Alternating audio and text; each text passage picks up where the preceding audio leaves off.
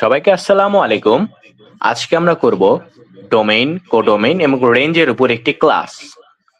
Domain, codomain এবং রেঞ্জের মধ্যে আমাদের একটি কনফিউশন তৈরি হয়ে যায়। তো আজ আমরা সেই কনফিউশনটি দূর করব।